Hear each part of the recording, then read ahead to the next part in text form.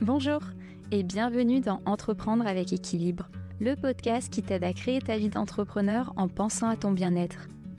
Pris dans nos projets pro et le rythme palpitant de la vie d'entrepreneur, parfois on s'oublie. Alors comment trouver un équilibre entre le pro et le perso ? Comment soigner sa santé physique et mentale en gérant son business ? Comment entreprendre et profiter pleinement de sa vie ? Si tu te poses ces questions, ce podcast est fait pour toi. Chaque mois, découvre des épisodes pour t'aider à mener une vie harmonieuse et épanouissante. Une vie qui te permet de concilier à la fois le pro et le perso. Une vie qui te permet de trouver ton propre équilibre.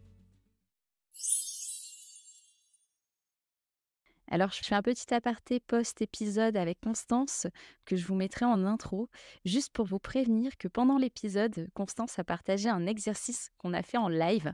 Si tu as envie de le faire, c'est avec grand plaisir. Peut-être que si tu es dans les transports ou que tu es en train de marcher, ce sera un peu plus difficile pour toi. Et encore que c'est un exercice qui est vraiment très simple, qui ne demande aucun matériel, juste de respirer et se poser 2 questions et d'observer, les changements dans son corps. Voilà, je te souhaite une très belle écoute. Bonjour et bienvenue dans cet épisode «Comment être à l'écoute de son corps» avec Constance Hamel. Alors Constance est coach santé et bien-être et on va voir ensemble un sujet qui me tient vraiment à cœur puisqu'il s'agit de comment apprivoiser son corps, comment apprendre à communiquer avec lui. Notre corps nous parle et l'écouter est un puissant indicateur. Bonjour Constance, je suis super contente d'être avec toi ce matin. Bonjour Nénia, moi aussi je suis très heureuse de démarrer cette année avec toi. Yes, parce qu'au moment où on enregistre le podcast, on est en début d'année, mais effectivement, l'année démarre super bien. Alors, je te laisse te présenter en quelques lignes, Constance, pour nous en dire un petit peu plus sur toi. Eh bien effectivement, moi je suis Constance, j'ai 53 ans, j'ai 3 enfants, 3 grands-enfants. J'ai travaillé 25 ans dans l'univers de magique et léger de la mode, du prêt-à-porter, du luxe et particulièrement de la chaussure où j'étais acheteuse et directrice des achats. Et puis, tout en étant, passionnée de développement personnel, du sens qu'on donne à ce qu'on vit, du sens des maladies, de comment prendre soin de soi le plus naturellement possible. Et fin 2016, alors que mon fils aîné, vivait une épreuve difficile, il était atteint d'une maladie très grave, j'ai décidé de changer de vie, de changer de voie professionnelle, Ouais. notamment tout d'abord pour prendre soin de lui, puis pour créer une association qui offre des coachings de santé aux patients, aux aidants et aux soignants en cancérologie. Mm. Et puis après pour, créer un collectif de coachs qui accompagne la santé du dirigeant pour justement lui éviter la maladie et que cette santé rayonne dans tout l'écosystème de l'entreprise. Ouais. D'ailleurs, je mettrai le lien dans la description de l'association. Comme ça permettra aux personnes qui veulent en savoir un peu plus de pouvoir directement, en un clic, avoir accès aux informations. Et écoute, merci pour cette présentation. On va parler un peu plus du corps, de l'écoute du corps pendant cet épisode. Mais avant ça, j'ai un petit jeu, comme tu le sais, pour mes invités. C'est, que tu nous donnes 2 vérités et un mensonge pour qu'on en apprenne un petit peu plus sur toi encore. Et à la fin de l'épisode, on dévoilera bien sûr, le mensonge. L'idée étant d'essayer de deviner au fur et à mesure de l'épisode si, par hasard, tu nous donnes des petits indices, quel est le mensonge? Alors, est-ce que tu veux bien nous dire, 3 choses sur toi pour qu'on tente de découvrir le mensonge? Alors le premier, c'est que, hem, j'ai passé le concours d'inspecteur de police. OK, La deuxième, c'est que j'ai complètement arrêté de boire de l'alcool, il y a plus de 6 mois. OK, Et la troisième, c'est que je suis prof de yoga. OK, OK, super. Bah, écoute, merci. On essaiera, de découvrir au fur et à mesure et puis sinon, j'ai hâte de la fin de l'épisode pour en savoir un petit peu plus. Ouais. Et donc maintenant, pour entrer dans le vif du sujet, quel est selon toi l'intérêt, déjà, avant de parler de l'écoute du corps, quel est l'intérêt selon toi d'écouter son corps? Bah, je pense que c'est, la base pour apprendre à se connaître et à connaître son fonctionnement, à connaître ses besoins. Je pense que c'est une évidence dans toutes les médecines traditionnelles et dans toutes les cultures, traditionnelles. Il y a qu'en Occident qu'on nous fait croire depuis, des décennies, voire des siècles, que si notre tête a décidé, notre corps va le suivre Mmh. et ce qui nous a complètement déconnectés, de notre corps et à l'inverse, je pense que plus on apprend à l'écouter, plus on apprend à le ressentir, plus on apprend à communiquer avec lui, bah, plus on se connaît, plus on est capable de valider ce qui est bon ou pas pour nous. Ouais. Est-ce que tu dirais que l'écoute du corps permet aussi d'impacter la prise de décision, notamment en affaires? Parce que tu l'as dit, hein, tu es aussi spécialisée dans la santé du dirigeant. En effet, il y a j'adore, ce chiffre que j'utilise dans tous mes ateliers en entreprise, c'est 97 de nos choix, de nos décisions et de nos comportements sont influencés par nos états émotionnels. Nos émotions, on prend conscience de nos émotions par des sensations physiques qui se passent dans le corps et donc je pense effectivement qu'on a beau analyser, réfléchir, tordre une situation dans tous les sens, quand on le sent ou pas, c'est notre corps qui nous le dit et très souvent quand on continue à cheminer vers une décision réfléchie, mûrie, mais dans laquelle notre corps nous envoie un signal que ça coince quelque part ou que ça trotte ou qu'il y a une douleur, bah, c'est pas prouvé scientifiquement, Mm. mais quand même, assez vite, on se rend compte que c'était pas la bonne décision pour nous, quoi. Oui, généralement, en fait, ce que tu es en train de nous dire, c'est que même si rationnellement, tous les points sont verts, s'il y a un signal du corps qui est un orange, Exactement. généralement, c'est qu'il faut pas y aller ou qu'il y a quelque chose derrière qui, en tout cas, ne nous convient pas, ne correspond pas et qu'à un moment ou à un autre, en fait, on va le payer d'une certaine manière, quoi. Exactement. Exactement, notre corps enregistre là, je suis en train de lire un livre, absolument, incroyable qui dit: «Notre corps, c'est tout de nous», quoi. Ouais. Et en fait, il explique le chemin neuronal entre, les différentes parties du cerveau, les sensations, ce qu'on vit, les traumatismes et c'est un psychiatre américain qui a écrit ce bouquin, qui est absolument dingue et c'est incroyable, je ne me souviens plus du titre. 700 pages, j'en ai lu 300 la semaine dernière pour oui et voilà, mais c'est que je dois pas vous le dire ou que je vous le dirai plus tard ou que je te le dirai plus tard. Oui, tu Mais pourras me le donner après.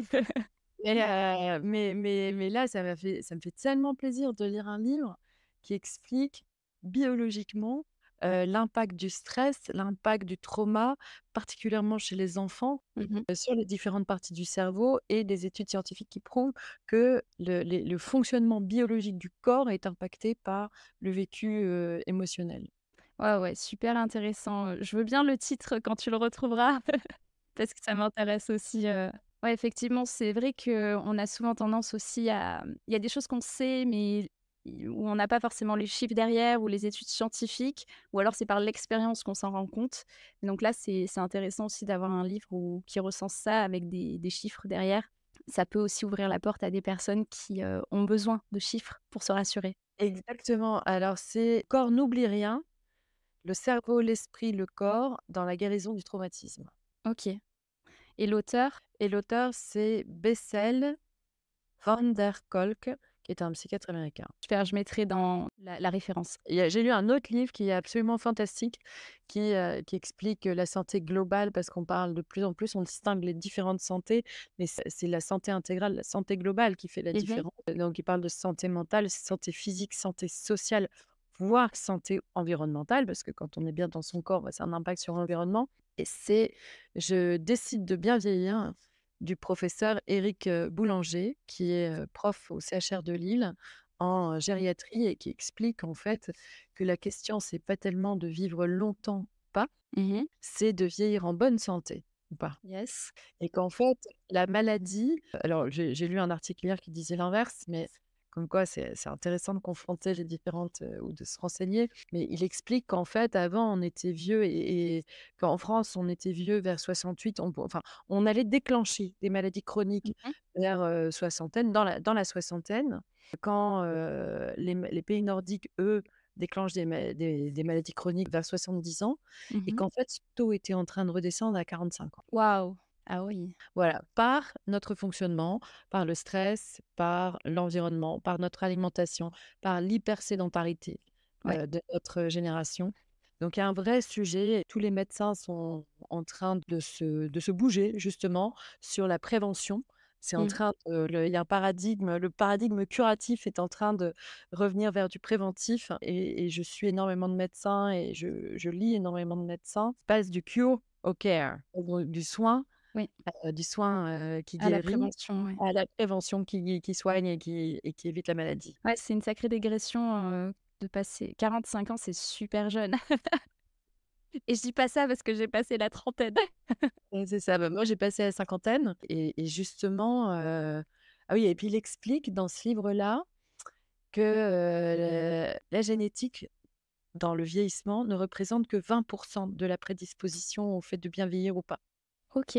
Ah oui, Donc en fait, intéressant. on peut avoir une prédisposition, qui est, pas très bonne, Mmh. ce qui est mon cas, et parce que moi je porte un syndrome qui s'appelle le syndrome de Lynch, que j'ai découvert quand mon fils a été malade Mmh. et cette prédisposition favorise le cancer du côlon, des ovaires et de l'utérus OK. et qu'en agissant, bah, sur le stress, en agissant Mmh. sur, les comportements de vie et cetera, il est possible de modifier ces prédispositions. Ouais, super intéressant. Et de la même manière, on sait de plus en plus que la méditation de pleine conscience, va rallonger ce qu'on appelle les télomères. Les télomères, ce sont les bouts des chromosomes. Attention, je suis pas du tout médecin, Mmh. mais ils favorisent, donc c'est le bout des cellules qui favorise le rajeunissement. OK. Pas le rajeunissement puisqu'on rajeunit jamais, mais c'est en tout cas Ça ralentit. qui ralentit le processus de vieillissement. Ouais, super intéressant, ouais. Et d'ailleurs, justement, dans tout ça, comment l'écoute du corps peut aider? Est-ce que tu as des astuces, des exercices peut-être à nous partager pour, être vraiment connecté à son corps et arriver à en faire son allié dans notre vieillissement ou dans le cours de la vie? Bah, la 1re chose, je dirais, c'est de faire des arrêts. Exactement comme, dans la ponctuation, d'une phrase, on va ajouter des virgules, on va ajouter des points. Et bien, Mmh. dans notre journée de femme active ou d'actif ou d'entrepreneur ou tout simplement de vivant, on a besoin de pause. Ces pauses sont fondamentales. On a besoin de sommeil, on a besoin de pauses et ces pauses-là, ça peut être, c'est pas des pauses, on parle pas de pauses de 2 heures, comme il y a 40 ans, la pause déjeuner devait faire 2 heures et puis il y avait un quart d'heure toutes les 2 heures. Non, non, non, non. C'est peut-être 1 ou 2 minutes par heure, de prendre un temps, de mettre une virgule dans sa journée, de prendre un temps pour tout lâcher, le téléphone, lâcher l'ordi, lâcher, ce qu'on est en train de faire et respirer. Mmh. Juste ça, fermer les yeux et respirer longuement, profondément. Ça, c'est le premier conseil que je peux donner. C'est après on pourrait parler de la respiration, mais la respiration, c'est le premier contact avec le corps. 100 des gens que j'accompagne, on passe du temps à réapprendre à respirer. Mmh. Parce que le stress fait qu'on hyperventile et qu'on respire, on a des respirations courtes, on Ouais. a des respirations hautes, qu'on n'ouvre pas le diaphragme, qu'on vient pas masser le nerf vague, ce qui vient impacter tous les organes du corps. Ouais, ça fera l'objet d'un épisode à part, la respiration, parce qu'effectivement, je te rejoins là-dessus. Je pense que c'est ultra important et c'est quelque chose qu'on oublie alors que c'est essentiel, quoi. Bah, exactement, moi je me suis formée, avec un ch'ti qui s'appelle Yves Vincent Davoust, qui a créé, une école de respiration. Mmh. Qui travaille avec des cardiologues ici dans le Nord et qui travaille, qui donne des formations un peu partout. Et du coup, j'ai acheté le petit boîtier donc qui permet de mesurer sa fréquence cardiaque pour faire de la cohérence cardiaque, qui est relié avec le HeartMath Institute aux États-Unis et cetera et l'impact de la respiration est immédiat sur la pression sanguine, Mmh. sur le rythme cardiaque, sur, l'indication de la santé de la personne, si elle est en stress, si elle est en pré-burnout, si à l'inverse, elle a une capacité à récupérer qui est bonne. Donc ça, c'est, déjà à titre perso, je trouve ça génial. Je me Ouais. suis offert ça pour Noël et j'ai fait la formation début décembre. Ça fait des mois, voire des années et tu sauras pourquoi plus tard, que je m'intéresse à la respiration et voilà, donc ça, c'est la première chose, c'est prendre un temps. Il n'est pas question de, s'arrêter 5 minutes, de méditer obligatoirement et cetera. Évidemment, je suis favorable à la méditation et je pratique énormément, mais il n'est pas question pour être bien, on n'a pas besoin de s'installer dans un contexte particulier et cetera. Non, juste être là où je suis, fermer les yeux ou pas, fixer un point et respirer, revenir à l'intérieur de moi, dans cet espace intérieur, là où tout est calme, là où tout est paisible, là où tout est serein. Mmh. C'est comme un reset, en fait. Ouais. C'est comme recharger des batteries, c'est comme recharger son ordi, c'est comme mettre de l'essence dans sa voiture, Mmh c'est comme, mh.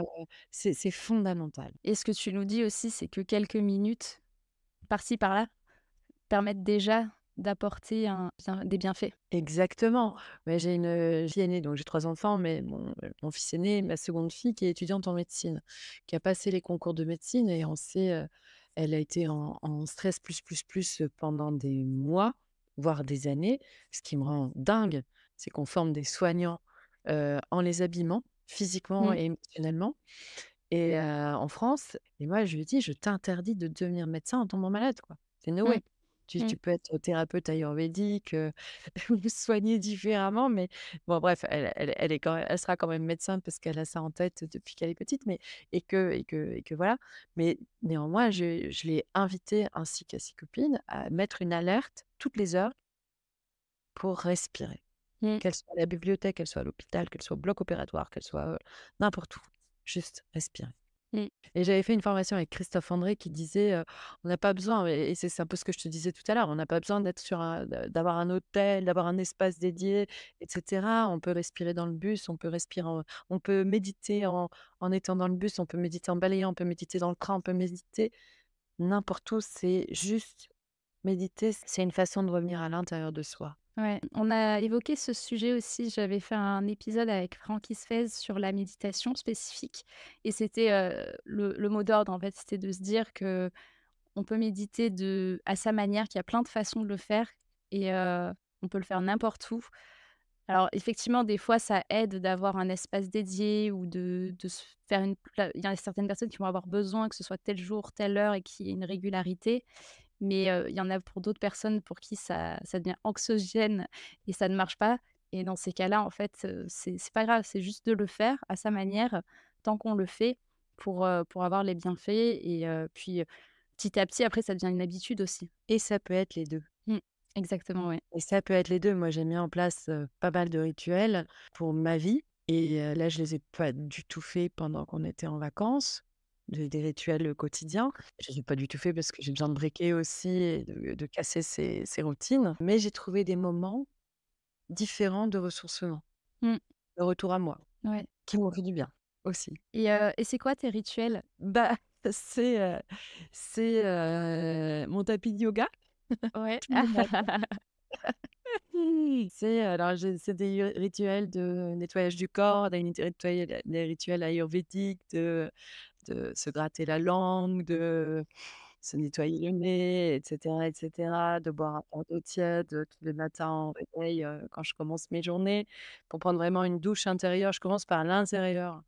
OK. Et puis après effectivement, j'ai un point d'ancrage et j'en prends de plus en plus conscience. Au départ, mes points d'ancrage ou les lieux de ressourcement que je pouvais, avoir quand je méditais ou quand je redevenais en moi, ça allait être, des plages ou des lieux fantastiques et tout et en fait pas du tout, c'est mon tapis de yoga.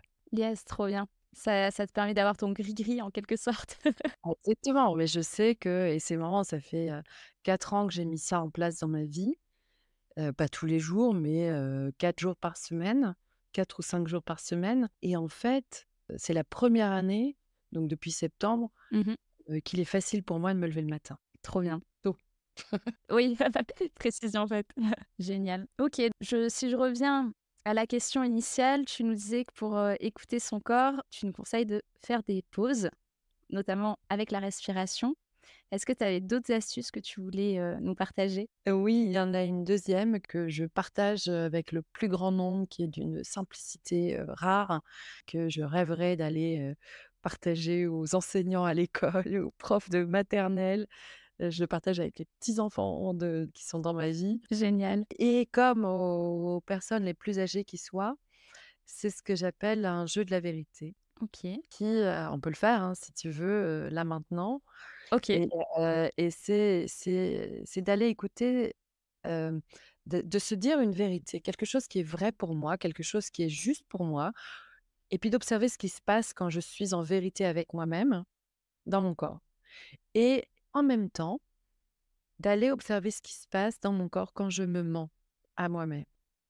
Et quand on prend conscience de ce qui se passe dans le corps quand je suis en vérité avec moi-même ou quand je me mens, et bah, quelque part, si on prend une décision alors que le corps se tord dans tous les sens, on va peut-être agir, mais on saura qu'on se ment en pleine conscience. J'adore. Ce qui n'est pas pareil. Ouais, effectivement. Alors je me rappelle, moi je t'avais rencontré, c'était, tu étais intervenue pendant un événement entrepreneur pour un atelier et tu nous avais fait cet exercice-là et en fait je m'étais dit: «Waouh, c'est tellement simple, mais c'est tellement efficace».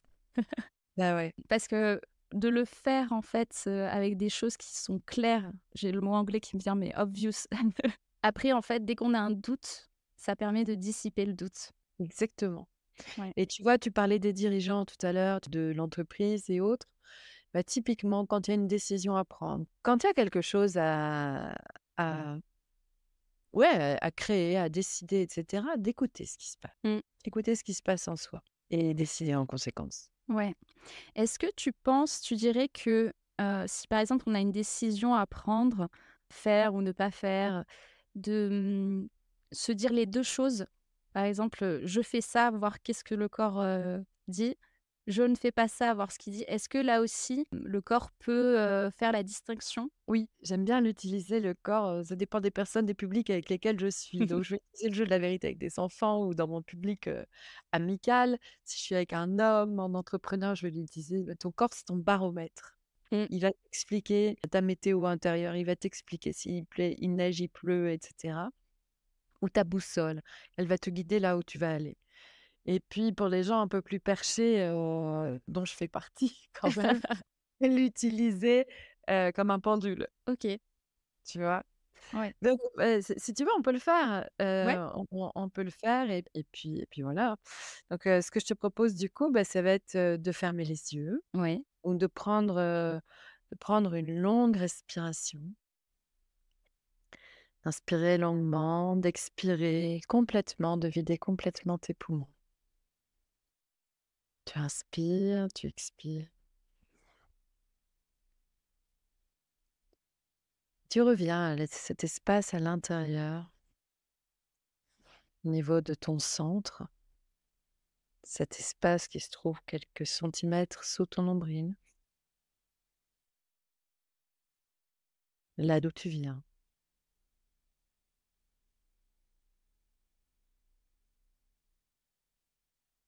Et puis de là où tu es, je vais t'inviter à te dire quelque chose de vrai pour toi, qui peut être j'aime mon neveu ou ma nièce, et d'observer ce qui se passe quand tu te dis cette vérité pour toi. Est-ce qu'il y a une image qui te vient? Des sons qui te viennent à l'esprit? Une sensation physique qui te vient quand tu penses ou quand tu te dis une vérité pour toi?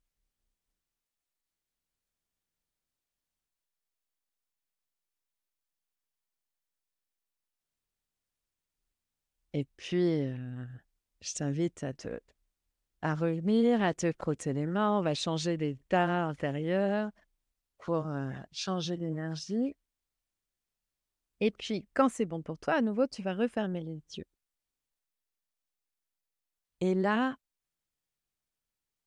à nouveau, tu vas te dire intérieurement quelque chose qui est faux pour toi. Ce qui peut être, je n'aime pas les vacances ou je l'ai fait avec un de mes neveux qui a 7 ans qui lui comme mensonge, c'était: «J'adore l'école» et observe ce qui se passe en toi, à nouveau, quand tu te dis un mensonge, quand tu te mens. Observe ce que tu vois, ce que tu entends et aussi la sensation physique qui est là.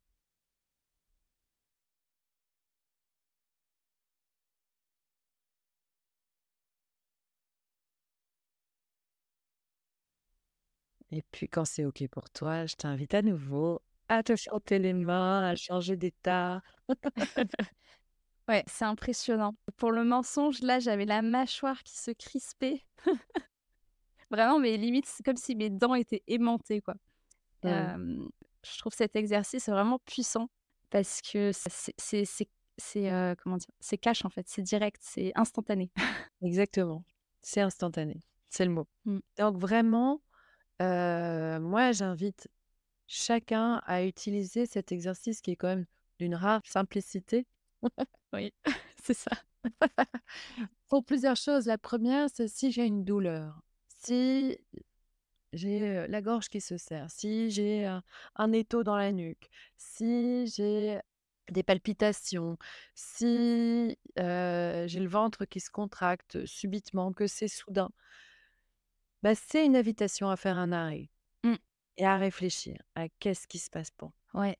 D'ailleurs, ça me fait penser, comment si, par exemple, il y a une petite douleur, voilà, qui apparaît, ça est-ce que ça peut être lié aussi à la peur? Comment distinguer le fait de, juste avoir une peur, plutôt que d'un mauvais pressentiment où on sait qu'il faut pas y aller?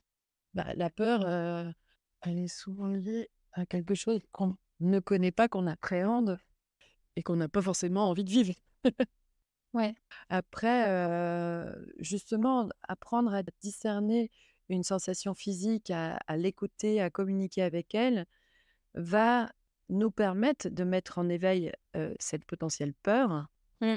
Bah, voilà, finalement, de quoi est-ce que j'ai peur? Et puis, décortiquer un peu. Qu'est-ce Mmh. qu'il y a derrière cette peur? Qu'est-ce qui se passe derrière cette peur? Souvent, derrière la peur, il y a un manque de confiance, il y a un manque de confiance en ce qui est, un manque Ouais. d'acceptation aussi de ce qui est.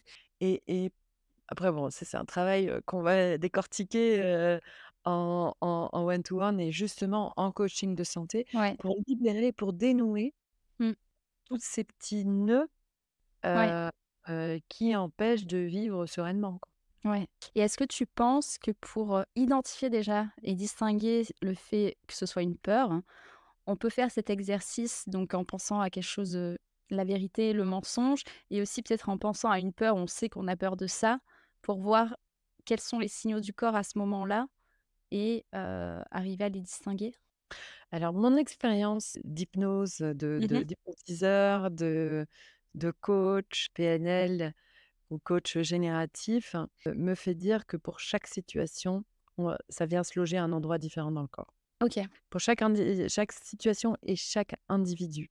Là, Mmh. je vois circuler sur, Instagram, ou sur les réseaux sociaux: «Ah bah, si tu as peur, c'est à cet endroit-là dans le corps. Si tu ressens de la colère, c'est à tel autre endroit» et cetera.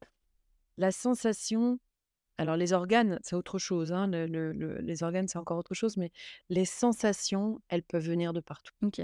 Ouais, donc au final, avec l'expérience aussi de l'écoute du corps et le travail d'introspection qu'il va y avoir derrière, les questions qu'on va se poser, le corps donne un signal, c'est une boussole, mais après, c'est à nous d'explorer. Exactement. Ouais. En fait, j'avais fait une formation, de santé intégrative du corps et de l'esprit avec que des médecins et ils expliquaient la création d'une maladie. OK. Et en fait, la création d'une maladie, ils expliquaient que et souvent, ça démarrait par une douleur aiguë Mmh. qui n'est pas entendue, qui va devenir une douleur chronique, qui va se transformer en douleur chronique, qui ne sera pas entendue, qui va devenir une maladie aiguë Ouais. qui, si elle n'est pas entendue, va se transformer en maladie chronique. C'est exactement le principe du burn-out. Mmh. On reçoit des signaux, on les entend pas, on continue, on continue, on continue, jusqu'au burn-out, Au point de rupture, ouais. Mmh. jusqu'au point de rupture. Et en fait, c'est un peu la même chose avec les émotions négatives. Nos émotions négatives, si on ne les écoute pas, parce que c'est désagréable à écouter, on passe notre temps à focaliser dessus, Mmh. parce que, comme l'animal, on a des signaux qui font qu'on a envie de s'adapter au danger, Mmh. et de prévenir le danger. Donc il y a ça d'un côté et en même temps, quand on a une émotion négative, on fait tout pour ne pas la ressentir et donc on la met sous le tapis. Mmh. Jusqu'à ce qu'elle se transforme en douleur, en maladie aiguë, en maladie chronique et cetera et cetera. Ouais. Dans cette même formation, il y avait tout un topo sur les émotions négatives, qui disait que ça pouvait générer le diabète, que ça pouvait générer, des maladies cardiovasculaires, voire des cancers. Et Et donc voilà, donc moi, mon job, pour résumer, c'est de réapprendre à respirer, à Ouais. revenir à l'intérieur de soi, à apprendre à communiquer avec, cette mâchoire qui se crispe, avec un espace du corps qui va se tordre et d'apprendre à vivre en débuguant tout ça. Alors au début avec moi, puis après en autonomie. Ouais. Est-ce qu'il y a des moments pour toi où le corps pourrait envoyer des signaux qui soient subtils, où on pourrait dire: «C'est rien, ça c'est pas un signal», mais où finalement c'est quand même un signal? Ou est-ce que tous les signaux sont des signaux à prendre en compte? Bah, moi je crois que tout est signal, hein. Mmh. Mais ça n'engage que moi. Ouais, Je crois que tout est signal. On a tous, tu vois, ça va être lié à ce qu'on vit intérieurement, mais ça va être lié à ce qu'on vit aussi, socialement. Qui, à l'approche d'un one to one, en entreprise, n'a pas eu, la gorge nouée, les épaules, contractées ou autre? Qui n'a pas vécu ça, ne serait-ce qu'une seule fois? Enfin, ouais, je demande bien à voir, quoi. Donc ça aussi, c'est un signal. Qui, pareil, n'a pas, en arrivant dans un espace, public, en restaurant ou une salle, un espace, a dit: «Non, je ne peux pas rester dans cet espace, je vais pas aller là où on me propose d'aller, je vais aller à l'opposé parce que je veux pas». Notre mmh, corps nous parle à chaque instant ouais, et il capte tout. L'énergie, l'odeur, les sons, la vue, il capte tout ouais, et je pense que oui, quand on est en présence de quelqu'un et que le corps se contracte, il y a quelque chose qui a besoin d'être exploré, quoi. ouais. C'est, un des mantras qu'on utilise, qui m'a été enseigné par un prof d'hypnose qui est, quand quelque chose arrive comme ça, de dire: «Bah, oh, c'est intéressant, quelque chose a besoin d'être entendu». Mmh, Donc ouais, tous ces bugs, en fait, physiologiques, émotionnels, tout ce qu'on veut, psycho-émotionnels, bah, viennent nous renseigner, mmh, sur nos besoins. ouais, c'est puissant. Est-ce qu'il y a, selon toi aussi, des erreurs à éviter ou des limites à ne pas franchir? Je sais pas si tu aurais peut-être des exemples Je avec des pense que clients? chacun va explorer à la mesure de ce qu'il est prêt à voir. Ouais, exactement, ouais. Moi, je m'intéresse, et c'est tout l'enjeu de la les gens viennent me voir beaucoup plus facilement quand ils sont malades, hein, Ouais, malheureusement. parce qu'ils veulent aller mieux et tout mon sujet, c'est de dire mais et je suis très contente que les médecins commencent à changer parce que ça fait 5 ans que je porte cette voix de: «Prenez soin de votre santé» et votre santé, c'est pas juste éviter la maladie, c'est pas juste prendre vos médicaments quand il Mmh, faut, c'est prendre soin de vos pensées, prendre soin parce que les pensées ont un impact sur le corps. On l'a bien vu, mmh, je me mens à moi-même, j'ai une pensée de je me mens avec moi-même, ça a un impact sur mon mmh. corps et je suis en vérité j'ai une pensée vraie pour moi, paf, ça a un impact. Donc prenez soin de vos pensées, prenez soin de vos comportements, prenez soin de vos relations. Toutes nos relations sont à la base de notre santé mentale aussi, Mmh. notre santé sociale. Est-ce que j'ai des liens qui sont importants pour moi, qui sont précieux pour moi? Est-ce que je me sens en sécurité avec ces personnes-là? Est-ce que j'ai la liberté d'être moi-même? De dire ce que je pense, de rire si je veux rire, de pleurer si je veux pleurer. Est-ce que j'ai la liberté d'être moi tout simplement? Ouais, Et c'est fondamental pour notre santé et j'adore, tous les grands méditants, tous les philosophes qui expliquent que plus on prend soin de nous à l'intérieur, plus ça a un impact sur la planète. Ça, j'y crois vraiment beaucoup parce que, c'est le principe du rayonnement du haut long, donc plus je mmh. prends soin de moi, plus ça impacte autour de moi. Bah, écoute, j'ai envie de dire, restons sur ces mots-là pour, clôturer le sujet et donc ouais, effectivement d'avoir, cette pensée de manière préventive et de pas se, enfin d'essayer du moins d'intégrer pour habitude l'écoute du corps parce qu'il nous envoie des signaux et donc toi, tu nous as donné un petit jeu, le jeu de la vérité et du mensonge pour nous aider à capter la différence. Comment le corps se sent quand on dit une vérité ou comment il se sent quand on se dit un mensonge pour que dans des moments où, par exemple, on doit prendre des décisions, où on a des doutes, on puisse être à l'écoute de notre corps et capter les signaux qu'il nous envoie et tu nous as donné une habitude à avoir qui est de prendre des pauses qui peuvent être très courtes, mais régulièrement dans la journée, de prendre le temps de juste respirer en pleine conscience pour, vraiment se recentrer, sur, l'instant présent, sur soi et remettre en marche la machine respiratoire qui parfois avec le stress, avec le rythme dans la journée, peut être amenée à ventiler, créer du coup par la suite des blocages en fait. Est-ce qu'il y a une dernière chose que tu aimerais ajouter? Bah, je pense que ça, c'est le la base. Ouais. Je pense que c'est vraiment la base, et je l'ajouterais à la connaissance de son corps, c'est aussi prendre la responsabilité de sa vie. Oui, ouais. L'idée, c'est, on a souvent cette discussion quand on accompagne en coaching de santé. Pour nous, quand on accompagne dans la maladie, on aime dire que la personne, elle est responsable Mmh, de ses comportements, de ses pensées, on a toujours la liberté d'être positif ou d'être négatif, c'est un choix. mmh, C'est aussi un apprentissage. Au départ, ça part de soi et c'est un choix personnel. mmh, C'est ça, c'est pas de la culpabilité, c'est ce que j'appelle, vraiment de la responsabilité. Je suis responsable de ma vie. Je suis la seule à habiter ce corps, je suis la seule à vivre cette vie et m'appartient. mmh, mmh. Ouais, si je ne prends pas soin de moi, personne ne le fera pour moi. Alors ça, c'est une vérité absolue, quoi. Mmh, mmh. Ça, c'est une vérité, c'est valable, dans moi, mon père a été malade et est décédé d'un cancer.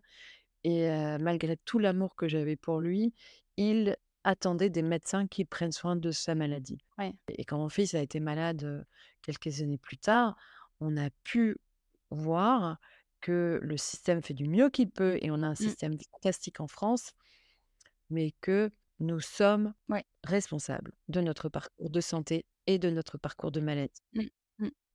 Je suis complètement d'accord avec toi et j'ai pu le voir aussi moi de mon côté parce que quand j'ai eu les épanchements au genou, hem, alors oui, tu as de l'aide externe, tu vas avoir de l'aide externe, mais il faut que ça vienne de toi et c'est à toi, d'aller chercher l'aide externe, de faire en sorte, de prendre les choses en main, De coordonner, de poser des questions, de s'il y a un doute, creuser.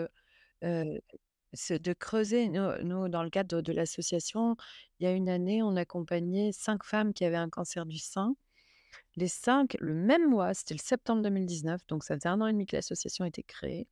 Le même mois, elles voulaient arrêter leur Mmh, traitement, toutes les 5. Et nous, dans l'association, on accompagne qu'en ouais. complément du suivi du traitement médical. Donc et en fait, en creusant, on s'est rendu compte qu'il y avait un manque de communication entre le patient et entre ces femmes et les soignants qui les suivaient.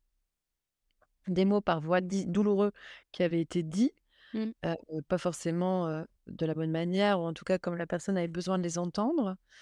Et en fait, on a réappris à ces femmes à reprendre de leur puissance, déjà à accueillir leur colère, ouais. et cetera, mais de retrouver leur puissance pour oser poser des questions au monde médical, pour oser dire: «En fait, vous m'avez dit que j'allais mourir, mais je vous demande de respecter mon chemin d'intégration de ma Mmh, maladie, quoi». mmh, ouais. Des choses comme ça et voilà et je trouve que c'est, je sais plus pourquoi je disais ça. Le fait de prendre sa responsabilité et qu'il faut que ça vienne de soi aussi. Je pense que là où tu veux en venir, c'est le fait de, bah, effectivement, il y a une aide externe dans la maladie, il peut y avoir une aide externe, mais c'est les bonnes questions, elles vont venir de soi. Le fait d'intégrer, d'accepter, de passer par les différentes phases, tout vient de l'intérieur, en fait. Point de Ex départ. Mmh. mmh et j'adore cette phrase, je crois que c'est Einstein, qui disait ça, c'est que on ne guérit pas de la manière avec laquelle on est tombé malade. Yes, Donc j'aime beaucoup aussi. on est obligé d'apposer des changements. Ouais, complètement, complètement d'accord. Bah, écoute, pour, clôturer l'épisode, je te propose qu'on revienne au petit jeu des 2 vérités et du mensonge. À ton avis? Qu'est-ce qui pouvait se passer dans ton corps à ce moment-là? Mais donc, je dirais que, bon, tu nous as donné quelques indices, tu es prof de yoga? Ouais, Oh yes, exactement et je suis devenue prof pour justement être sûre de mettre en place un trop bien. rituel. Sinon, élève, j'aurais payé l'année, mais j'y serais jamais allée. Donc J'adore. Écoute, c'est un moyen comme un autre. Et ensuite, donc tu nous disais que tu avais fait le concours de police ou alors que tu n'avais pas bu d'alcool, ces 6 derniers mois. Hem Moi, je dirais que tu as pas bu d'alcool ces 6 derniers mois. ouais, c'est vrai et je rêvais d'être inspecteur de police. C'est vrai? Ça m'étonne pas aussi, j'ai hésité. Est-ce que tu as vu des changements, toi? Bon, je sais pas si tu buvais beaucoup Avoir avant ou arrêté pas, mais l'alcool? ouais. Carrément. Alors je l'ai vraiment fait dans un esprit de prévention. Ouais. Justement, dans cette histoire, j'ai une prédisposition, qui Mmh. peut représenter 80 ou 20 selon les comportements que je vais avoir et le vrai changement, il y a plusieurs changements. Le premier, c'est que je dors beaucoup mieux Ouais. et le deuxième, c'est que le matin, quand je me réveille, je suis dans ma journée.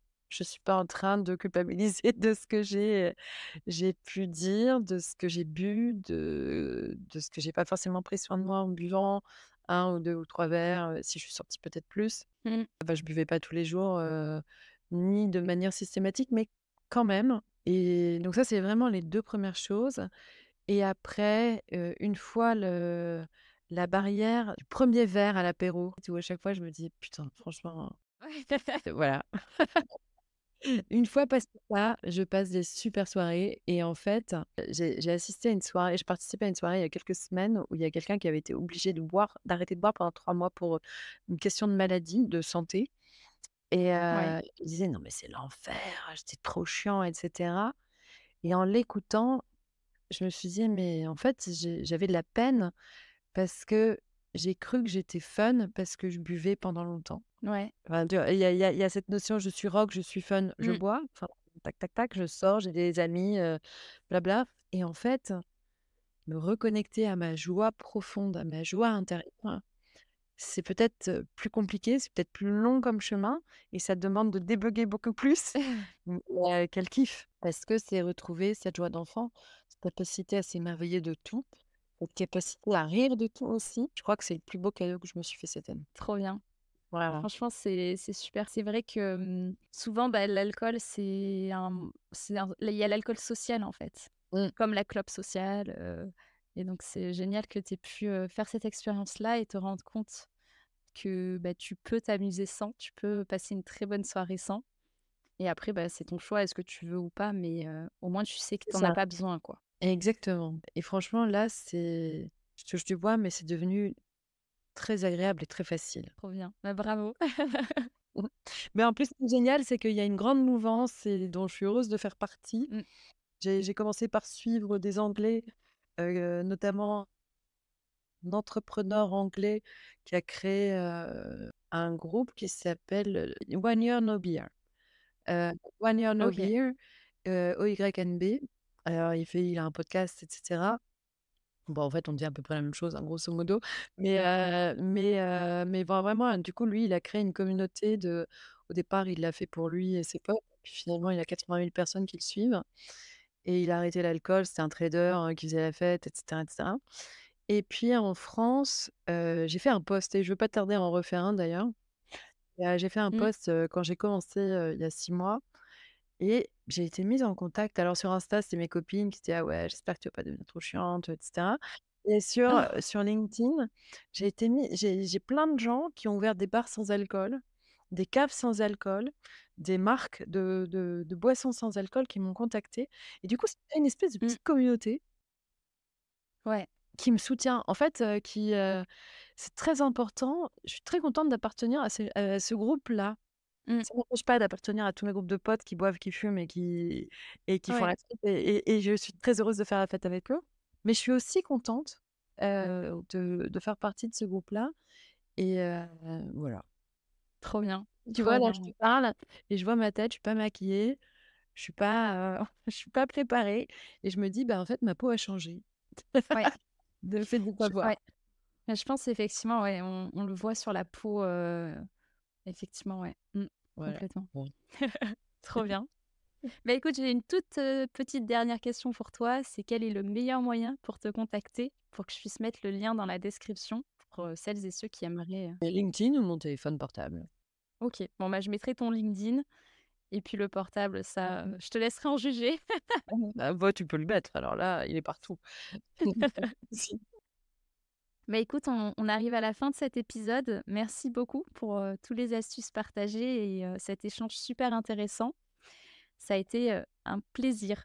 Bah, plaisir partagé, Nénia. Vraiment, bravo pour ce que tu fais. À bientôt. Merci. Merci pour ton écoute. Si cet épisode t'a plu, je te laisse le partager autour de toi pour le faire découvrir aux autres et lui mettre 5 étoiles. Prends soin de toi et à bientôt.